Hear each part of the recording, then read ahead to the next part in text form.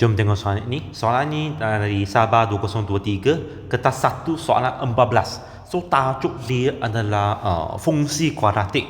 Okay, so dia beri kami garis lurus y sama kosong merupakan garis tangent kepada lengkung ini.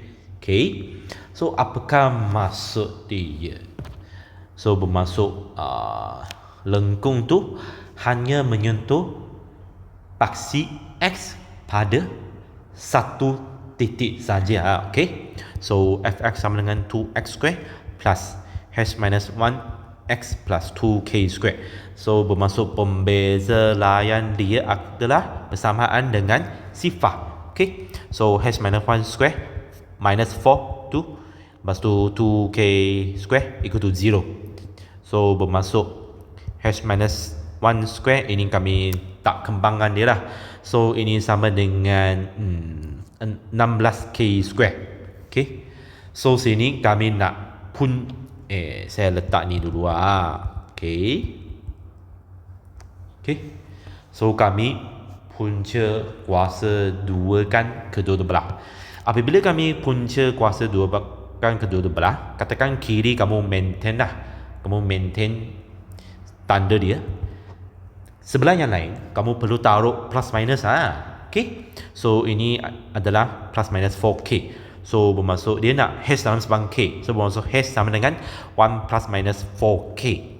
Okay, question B1, dia beri fungsi kuadratik ni ditakdirkan dalam domain ni. Dia suruh kami menggunakan penyempurnaan kuasa 2 ungkapan fx dalam bentuk vertex.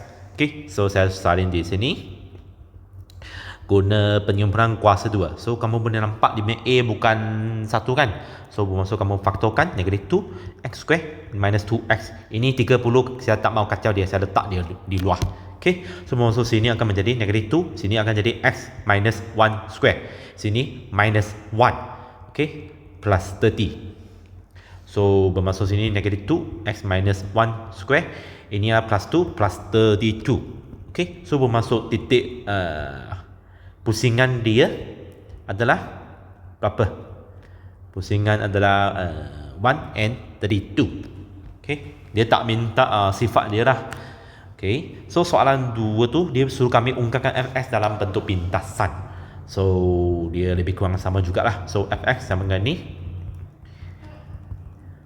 sama juga kami faktorkan negatif 2 keluar. Tapi ini kami semualah. So x square tolak 2x tolak 15. Okay, so bermaksud negatif 2 sini akan menjadi x plus 3 dengan x minus 5. Ini bentuk pintasan dah. So seterusnya dia suruh kami lakarkan graf bagi fx. So apa maklumat yang kamu masih tertinggal? Okay, ngam-ngam ini kan hujung domain kan, betul? Ni ada. So ini okay, punca. Okay, so kami nak lagi pintasan y. So sama juga apabila x sama dengan 0, so fx sama dengan negatif 2. Kalau kamu takut tolak, maka kamu salin sajalah, langkah ganti itu penting. So 30. Ini pintasan y. Lagi satu, hujung domain bagi ini pun mau juga. So bermaksud apabila x equal to 7, so fx sama dengan sama juga, tulis sajalah. Tapi malas akan hilang maka. So sini you get negative 40.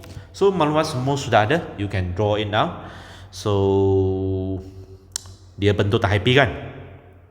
Okay, so dia mula dengan okay, so ini adalah negative 3. Okay, so dia punya vertex adalah 1 and 32, right? So saya label lebih kurang macam ni dah. So sini paksi, sini ada 30, sini vertex dia adalah 1 and 32. So sini 0, sini dia punya ni negative 5, sini dia punya hujung domain sini adalah sini sana bukan negative 5 saya label salah, itu adalah 5. Okay, sini hujung domain sini adalah 7 and negative 40. So sini x, sini y, sini 0. Sini beri tajuk untuk dia. Sini mau taruh fx. This one you put fx. So tajuk kasih ya, fx sama dengan negative 2x square plus 4x plus 30.